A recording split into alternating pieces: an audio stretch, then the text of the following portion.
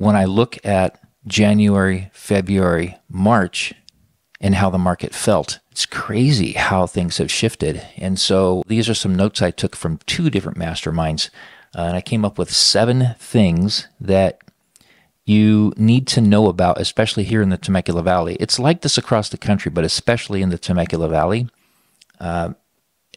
pertaining to the market right now.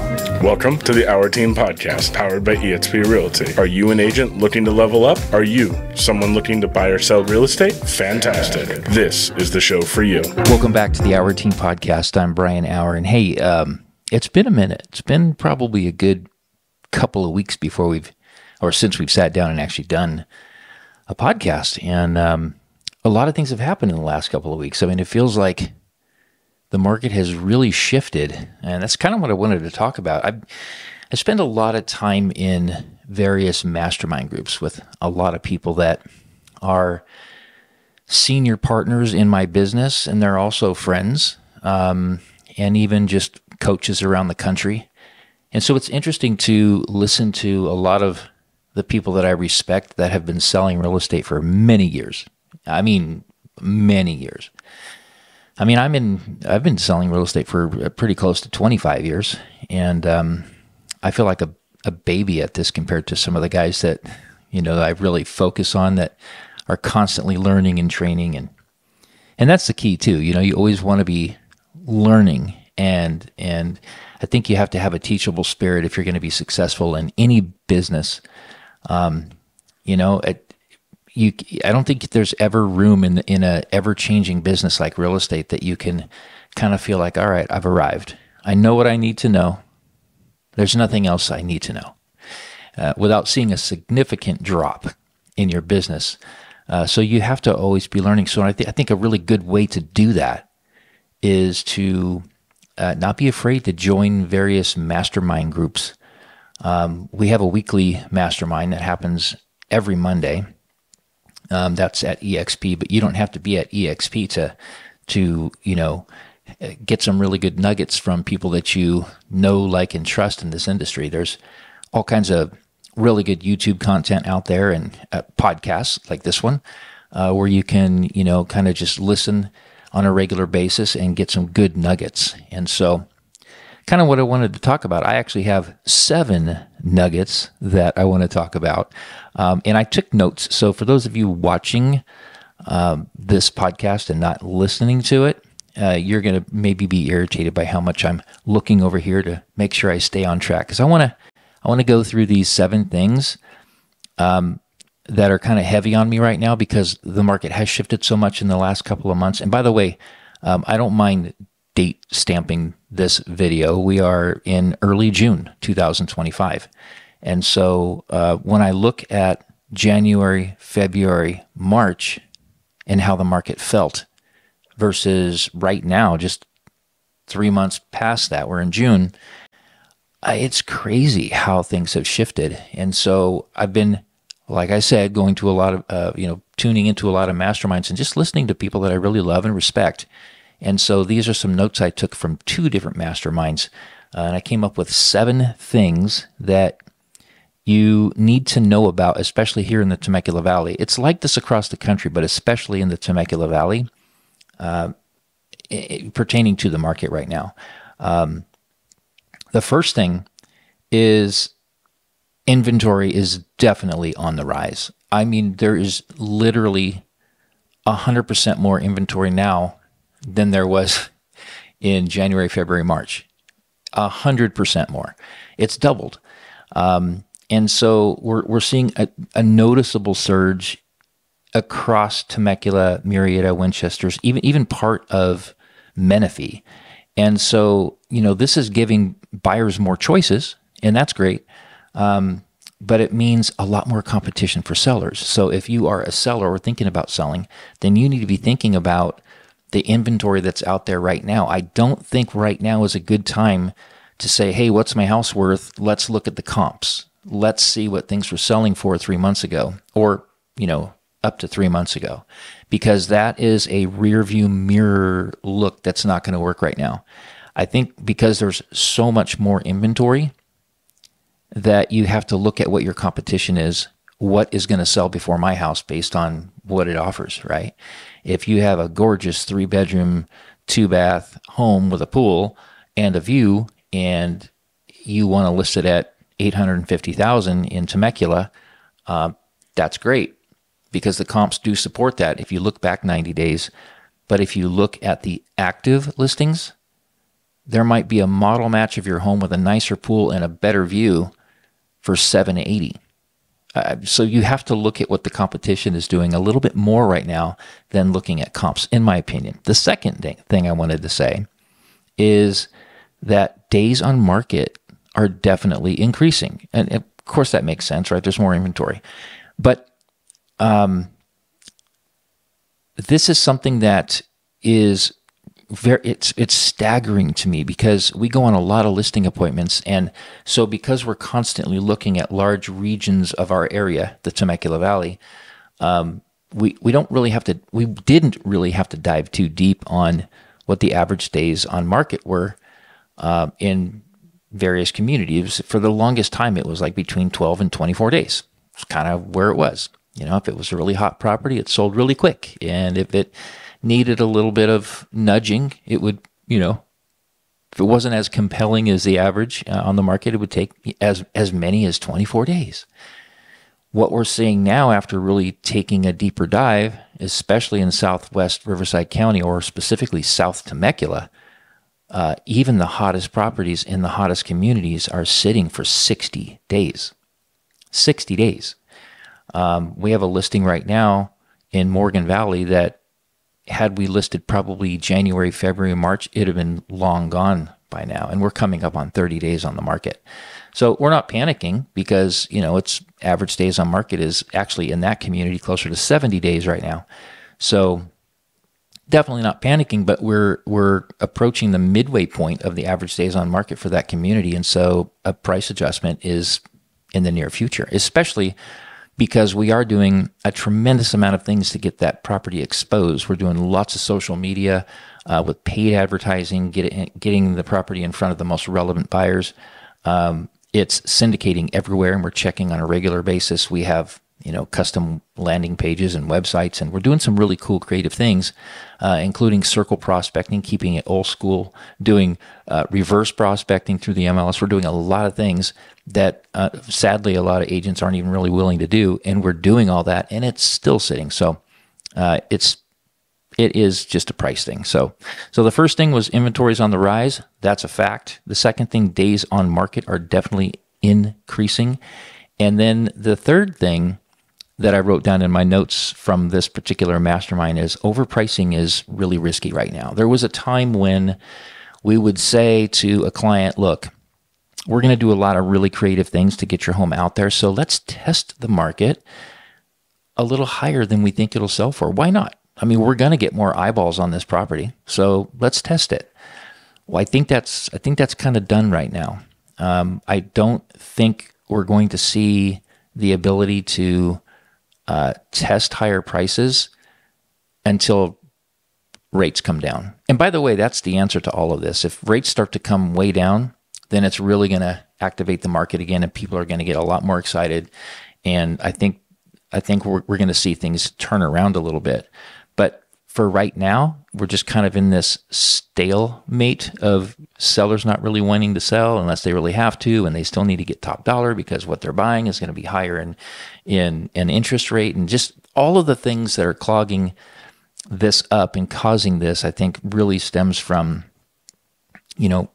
buyer uncertainty, even sellers and their uncertainty, and higher interest rates. So we're seeing that.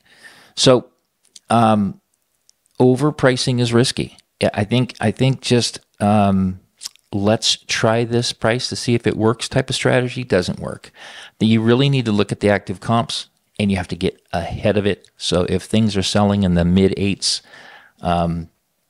maybe go 825 for yours. So you get ahead of it so that yours is the first one to go, because otherwise it can cost you thousands and thousands of dollars if you're just chasing the market. So the fourth thing is that buyers are gaining leverage. And even though right now is still technically considered a seller's market, and that's because, if you listen to the California Association of Realtors and or the National Association of Realtors, they kind of have these standard and customary written rules about what is a buyer's market, what is a seller's market.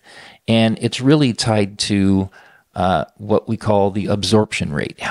If there were no more listings hitting the market today, how long would it take for all the homes that are on the market to absorb into that buyer pool or to get sold to those buyers? And right now, we have about 3.5, close to 4 months worth of inventory in a lot of areas. That is technically still not that 6-month mark that CAR and NAR are looking for to be an actual buyer's market. But let's be honest, if you have 4 months worth of inventory, that's really, really becoming a buyer's market, especially in Southwest Riverside County. I've only seen an actual buyer's market one time, and that was like 2009, 10, 11, where we had literally 6, 7, 8 months worth of inventory. I happened to be selling REO properties at that time, bank-owned properties, and we had a lot of standing inventory. But for it to be 4 months worth of inventory here in the Temecula Valley, that means buyers are definitely gaining leverage. So that's number 4. Buyers are definitely gaining leverage. It's not like the 2020, 2022 frenzy. Some sellers think it kind of still is. So, they need to be educated and understand that things are different now, right? So, and this is not a doom and gloom podcast, all right?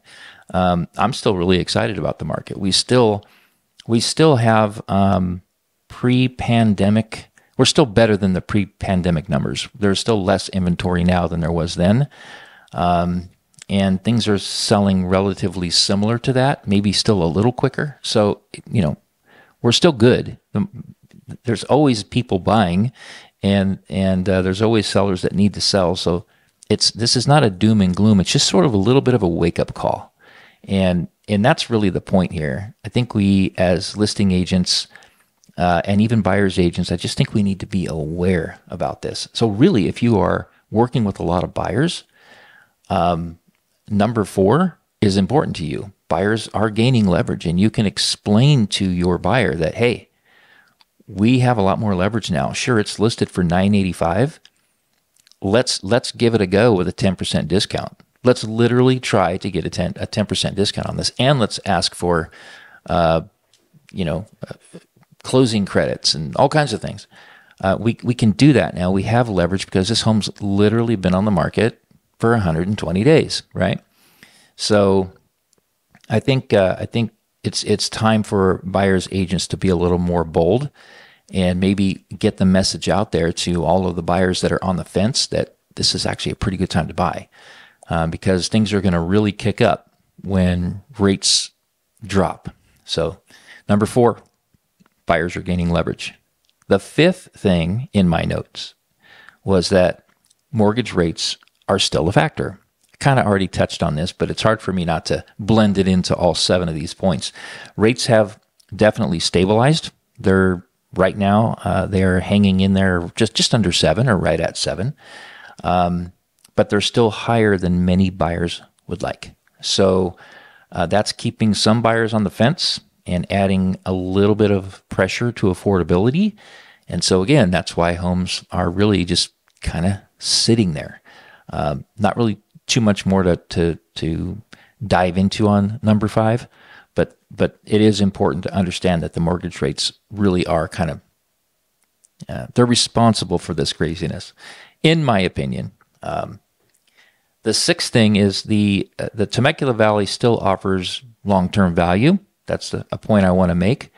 You can almost insert any Southern California city into this one, but we sell in Southwest Riverside County, the Temecula Valley, so that's where my focus is. We do take Orange County listings fairly often and San Diego County listings quite often, but Southwest Riverside County, the Temecula area, still has a lot of really good long-term value. So we're seeing short time shifts and all the stuff I'm talking about, but fundamentally, the market is good. And with the great schools and wine country and the fact that we're still growing and thriving, those are all good signs. And what I mean by growing is we're not an old area of California that's just, fully built and kind of decaying. We have new communities going in all over the place. We have new wineries coming in, new restaurants, new shopping centers, phenomenal schools, really high API scores at those schools. So when you kind of zoom out, it's still a good investment. I think that's important to mention in this because I don't want the fact that the market has shifted a little bit to scare anybody out into thinking that, oh man, real estate's probably not a good idea. Let's just put all our money in the market, in the stock market. Should have some in there, I guess, right? But real estate is still a very good long-term play. The seventh thing is something that I've said. We did a whole podcast on this, and that is that timing the market is less important than time in the market. It's almost impossible to time the market. There's so many things change. We got lucky. I'll admit it. We got really lucky. We ended up getting a 2.6, a 30-year fixed 2.6 on our house. We knew that rates were about to go up, and we somehow, some way, we caught it just right at the bottom. I mean, we got lucky. I'm just going to be honest with you.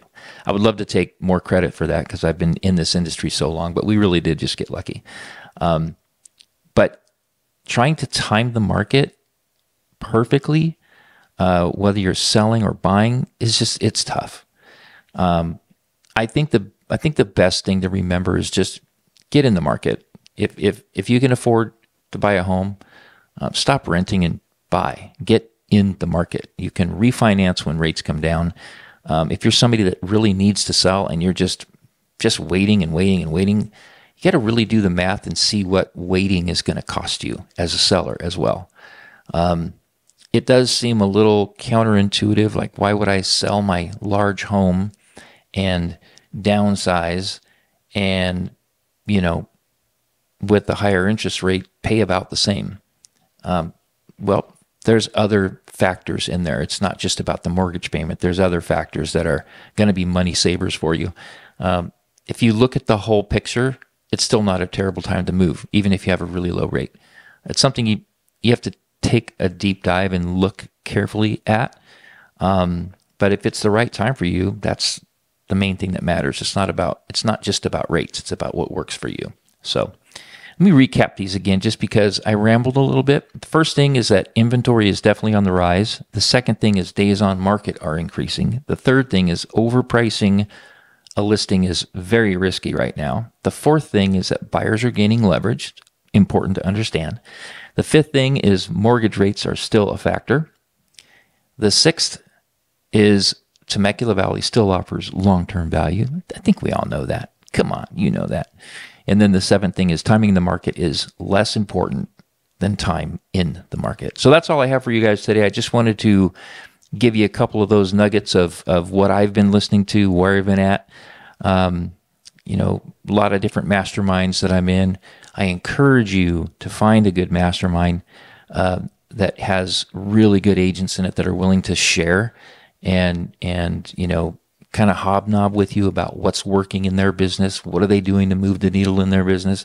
So anyway, whether you're a buyer that's kind of waiting for the perfect opportunity, or whether you're a seller, if you just want to reach out to me and have any conversation about kind of where you're at in the process, if there's any way I can help you, I totally will. No strings attached.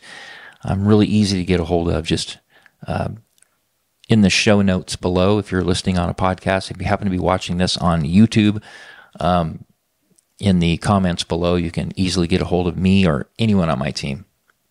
Thanks for listening. We'll catch you on the next one.